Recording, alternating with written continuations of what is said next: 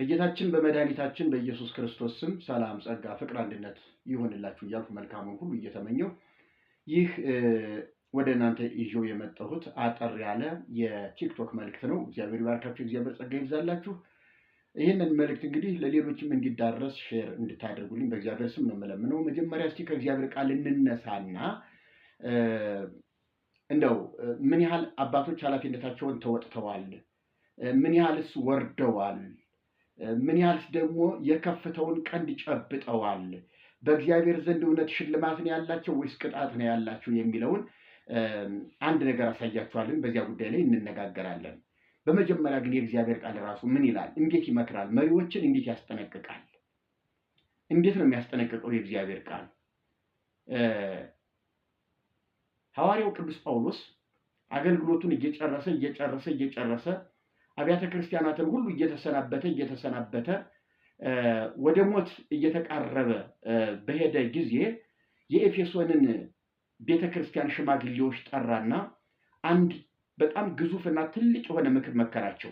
የሐዋርያት ሥራ ምዕራፍ 20 ቁጥር 28 ላይ ሁልጊዜ የሚነበብ እንደውም ኦርቶዶክስ ቤተክርስቲያን በጣም የምትጠቀምበት ለጵጵስና ማዕረግ፣ ለጵጵስና ኃላፊነት፣ ለዚያ የከበረ ሹመት የምትጠቅሰው እኛ ጳጳሳት ይሄን ያህል የከበርን፣ ይሄን ያህል ስልጣን፣ ይሄን ያህል ኃላፊነት ያለን ነን ብላ የምትመጻደቅበት ራሱ መንፈስ ቅዱስ እጁን ጭኖ እንደሾመባት ያህል አድርጋ የምትቆጥረው ትልቅ ጥቅስ ነው። እውነት ነው፣ ጥቅሱ እንደዛ ነው።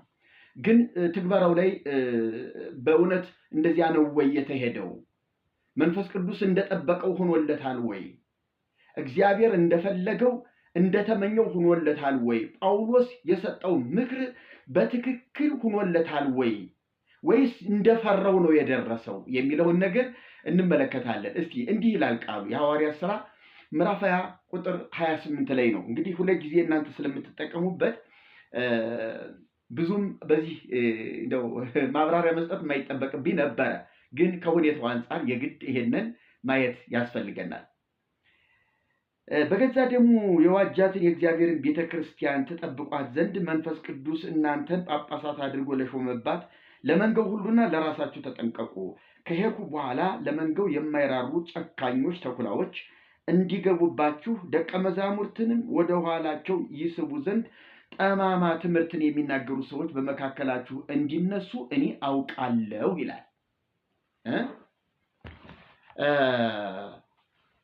ጳውሎስ እንደ ትንቢትም ነው የሚናገረው።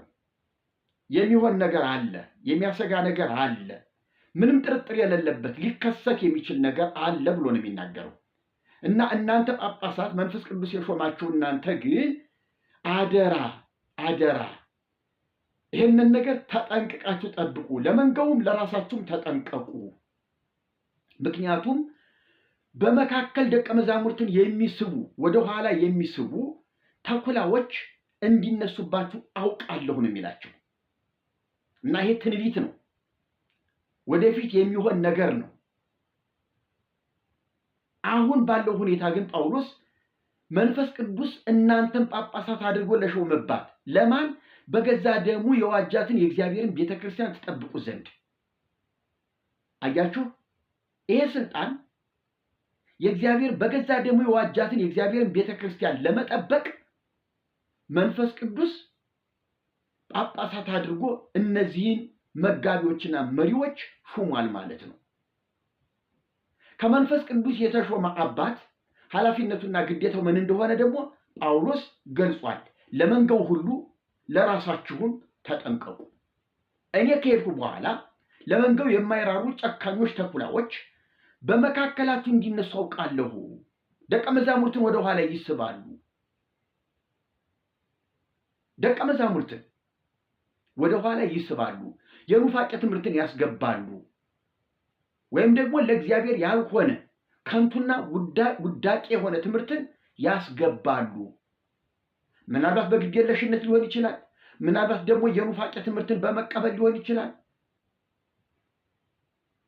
ምናልባት የስጋ ፈቃድን ለማድረግ የስጋ ምኞትን ለመፈጸምም ሊሆን ይችላል። ብቻ ጨካኞች የተባሉ ሰዎች፣ ምሕረት የሌላቸው፣ ለሰው ሕይወት ደንታ የሌላቸው፣ እግዚአብሔር በደሙ የዋጀውን ሕዝብ አጥምዶ ለመጣል ጠልፎ ለመጣል ምህረትና ርኅራኄ የማይታይባቸው ቢያንስ የክርስቶስ ደም ምን ያህል ዋጋ እንዳለው በቅድስና በክብር የሞተ ዓለምን የዋጀ ያ ደም ከንቱ እንዳይሆን ጥንቃቄ የማያደርጉ አረመኔነት የሞላባቸው ሰዎች በመካከላችሁ እንዲነሱ አውቃለሁ ነው የሚለው። እና ጳጳሳትን ለራሳችሁና ለመንጋው ተጠንቀቁ አላቸው። ጳጳሳቱ ራሳቸው እንደዛ ቢሆኑስ? እስቲ አንድ ቪዲዮ ላሳያችሁ። አንተ ጋር ግን ቢያንስ አንተ እንኳን በቴሌቪዥን እየነገርክ እኮ ነው። አንተ እኮ ሰው እያነቃህ ነው አይደል? በኦርቶዶክስ ቤተክርስቲያን ግን እኔ አሁን የነካሁት ሚስጥር የነካ ቴሌቪዥን የነካ ምሁር አምጣ። ምረታቤን አውርቶ ያውቃል? አያውቅም። ዘበነህን አውርቶ ያውቃል? ዘበነህን አውርቶ ያውቃል? አቡነ ኤልሳ እኔ ማይትም ያለው አንድ ተራፊ ሰው እኮ ነኝ። እኔ እያልኩ ያለሁት እዛ ውስጥ ስላሉት እንባቸው ኦርቶዶክስ ተነካች ብለው እንባቸው ይመጣል አይደል? እስኪ ከደብረ ታቦር ወደ ታች ጫካ ላይ የቆመች ተራራ ታውቃለህ? አሞራ ገደል የምትባል ትልቅ ተራራ አለች።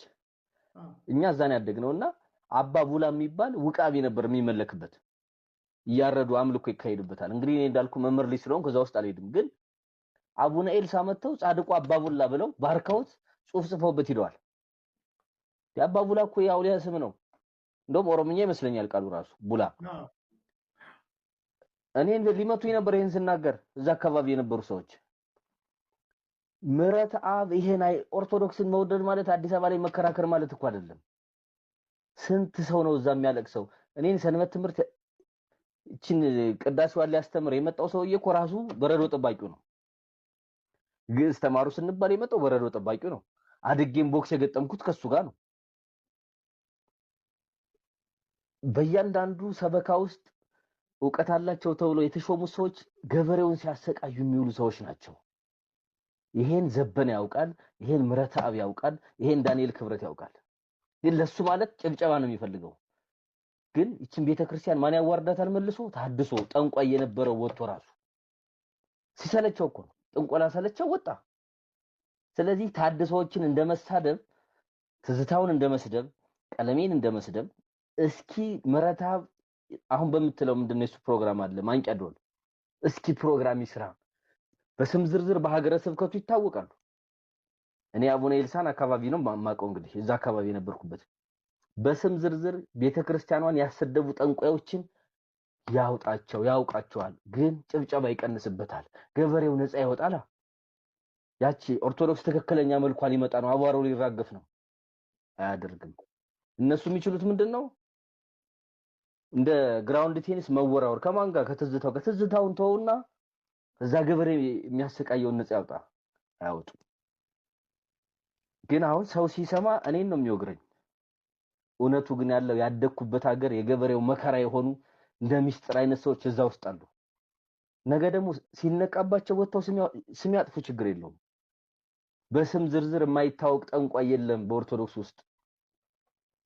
ስለዚህ እነ ዳንኤል ክብረት የቤተክርስቲያኗን ስም ሲጠፋ ያጠፉትን መልስ መመለስ ብቻ ሳይሆን እነዛን ወራዳ ሰዎች በማስወጣት አንድም ስራ አልሰሩም ብዬ ነው የማምነው። ይኸውላችሁ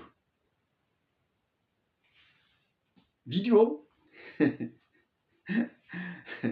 የዚሁ የአካባቢ ተወላጅ የመርጌታ ልጅ የቤተ ክህነት ሰው ለቤተ መቅደሱ ለቤተ ክህነቱ ቅርበት ያለው ሰው ነው ይሄንን ምስክርነት የሰጠው።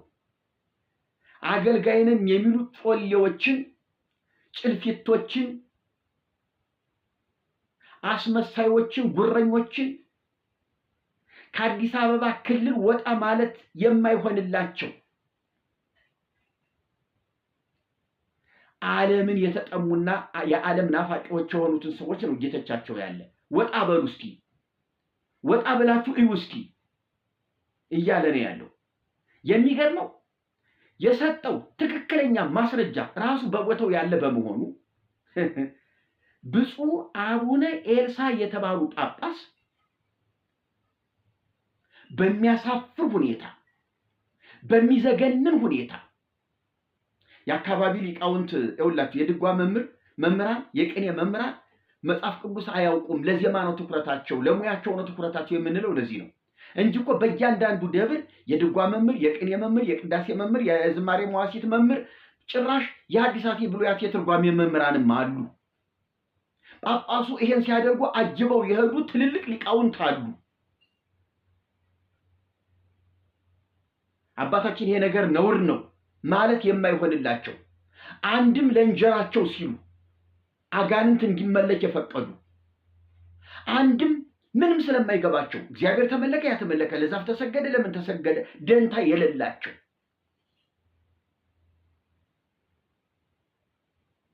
አብረው እኮ አሉ ሊቃውንቱ። አቡነ ኤልሳ ድብን ያሉ ገበሬ ናቸው። እግዚአብሔርንና ዛፍን ለይተው የማያውቁ ሕያው አምላክንና ምውት አምላክን ለይተው የማያውቁ ግዑዝ አምላክንና መንፈስ የሆነ አምላክን ለይተው የማያውቁ እንዴት ሰው ምንም የማያውቅ ሕዝብ ይጠብቀኛል ይራዳኛል እያለ ዶሮ የሚያርድለትን ቅቤ የሚቀባለትን የሚማጸነውን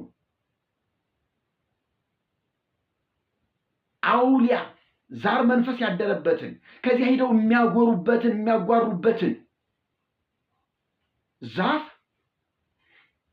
አባ ቡላ የሚባለውን ያንን ዛፍ ማለት ነው ሂደው አባ ቡላ ብለው ባርከው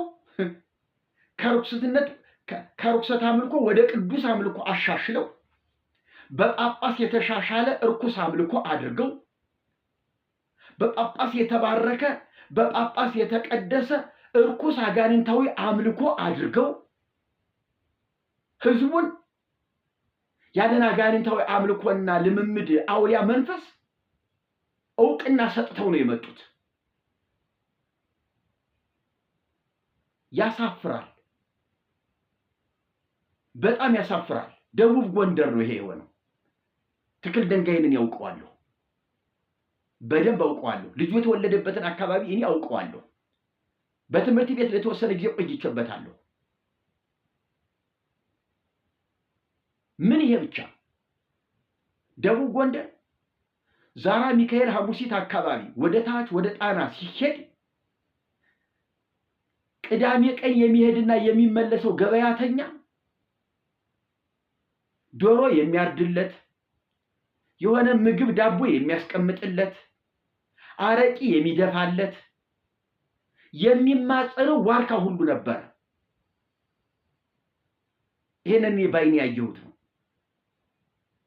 ካህናቱ ሁሉ ወደ በዚያ ሲያልፉ እንደ ህዝቡ አብረው ተማጽነው በቸር እንደወጣው በቸር መልሰኝ ተመልሼ ስመጣ ደግሞ ይሄን አደርግልሃለሁ ብለው ለዚያ ዛፍ ለዚያ ሾላ ተማጽኖና ስለት አድርገው የሚሄዱ ካህናቱን ሁሉ አውቃለሁ። ይዘገነናል፣ ያሳፍራል። ወገኖቼ ምን ትሉታላችሁ? ይሄንን ይህችን ቤተክርስቲያን እስቲ እንደ ኦርቶዶክሳውያን ምን ትላላችሁ? እስቲ ፍረዱ እስቲ። በገዛ ደግሞ የዋጃት የእግዚአብሔር ቤተክርስቲያን ምን ደረጃ ላይ እንዳለች በእኒህ ጳጳስ ህይወት እንዴት እንደተገለጠች ይሁንልኝ። እግዚአብሔር ይባርካችሁ። ሰላም ሁኑልኝ። በሚቀጥለው እንዲህ አይነት መልእክት እመጣለሁኝ።